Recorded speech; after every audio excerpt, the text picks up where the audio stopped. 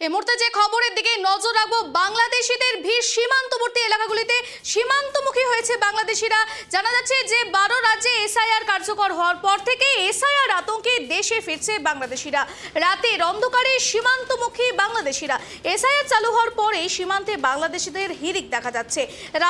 বিভিন্ন রাজ্য থেকে কয়েকশো বাংলাদেশি ভারত বাংলাদেশ সীমান্তের পথে আটকালো বিএসএফরা। এই বিষয়ে আরো সরাসরি জানার চেষ্টা করব। আমাদের সঙ্গে সরাসরি যুক্ত হয়েছে আমাদের প্রতিনিধি সিরাজুল। আমরা দেখতে পাচ্ছি যে 12 রাজ্যে এসআইআর হওয়ার পর থেকে বিভিন্ন জায়গায় বাংলাদেশিদের হিড়িক দেখা যাচ্ছে, সেই সঙ্গে সীমান্তমুখী হচ্ছে। রাতের অন্ধকারে তারা সীমান্ত দিয়ে পার হওয়ার চেষ্টা করছে বাংলাদেশিরা। এই বিষয়ে কি জানা যাচ্ছে সিরাজুল? হ্যাঁ, একদমই দেখো শেষে যেটা তোমাকে জেনে রেখে আজ সকাল সকাল গতকাল রাত্রিতে কিন্তু বাংলাদেশ থেকে অনুপ্রবেশ করেছিল যে সমস্ত বাংলাদেশিরা।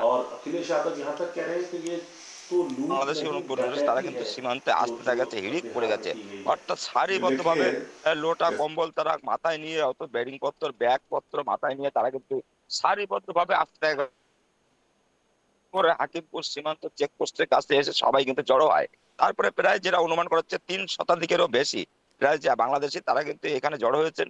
এবং তারা যেটা জানাচ্ছেন, তারা কিন্তু বিগত কয়েক বছর ধরে তারা কিন্তু এই পশ্চিমবাংলা, শুধু কলকাতা এবং ভিন রাজ্য অর্থাৎ ভারতবর্ষে ভিন রাজ্য কর্মসূত্রে ছিল, অর্থাৎ কেউ পরিযায়ী শ্রমিক, কেউ আবার বাড়ির পরিচারিকার কাজ করতো, কেউ আবার কাজ করতো বা বিভিন্ন কাজের সঙ্গে তারা কিন্তু যুক্ত ছিল।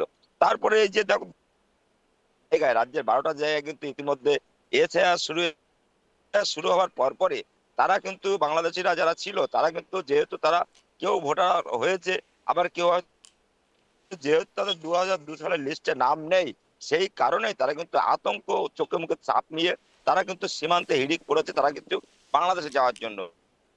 43 নম্বর ব্যাটালিয়নের যে বিএসএফ এর জওয়ানরা ছিল তো বাংলাদেশের দিকে আটকে দেয় এবং তার পাশাপাশি তাদেরকে নথিপত্র এবং কাগজপত্র কি আছে সমস্ত বিষয়গুলো কিন্তু খতিয়ে দেখার চেষ্টা করছে বিএসএফ। বাংলাদেশের অনুপ্রবেশকারী যারা এসেছিল তারা কেউ জানিয়েছেন তারা কিন্তু বেশ কিছু লোক কিন্তু চিকিৎসার জন্য, অর্থাৎ পাসপোর্টে কিন্তু তারা এসেছিল চিকিৎসার জন্য, কিন্তু দীর্ঘ কয়েক মাস বা বছর খানেক কেটে যাওয়ার পরে তারা কিন্তু সেই ভিসার মেয়াদ শেষ হওয়ার পরেও তারা কিন্তু এই ভারত ছেড়ে তারা কিন্তু বাংলাদেশে ফিরে যাননি। তার কারণে বেশ কিছু লোক কিন্তু ইতিমধ্যে রয়ে গেছে, কারণ যেখানে তারা চিকিৎসা করাতো সেখানে কিছু বাংলাদেশের যে সমস্ত এলাকাগুলো ছিল বাংলাদেশের থেকে যারা অনুপ্রবেশকারী হয়ে যারা কর্মের সঙ্গে যুক্ত ছিল তাদের সঙ্গে পরিচয় হয় এবং সেখানে কিন্তু ভিসার মেয়াদ শেষ হওয়ার পরেও কিন্তু তাদের সঙ্গে বিভিন্ন কাজের সঙ্গে তাদের সঙ্গে থেকে যায়। এবং এখন যেহেতু এসআইআর চালু হয়েছে, সেই এসআইআর চালু হওয়ার পরে তারা ফের আবার বাংলাদেশে ফিরে যাওয়ার জন্য কিন্তু হিড়িক দেখা দিয়েছে সীমান্ত এলাকায়। দেখো এই যে প্রচুর পরিমাণে বাংলাদেশি এই যে স্বরূপনগর সীমান্ত, হাকিমপুর সীমান্ত চেকপোস্টের কাছে জড়ো হওয়ার কারণে এলাকায় সীমান্ত চাঞ্চল্য তৈরি হয়েছে। ধন্যবাদ সিরাজুল।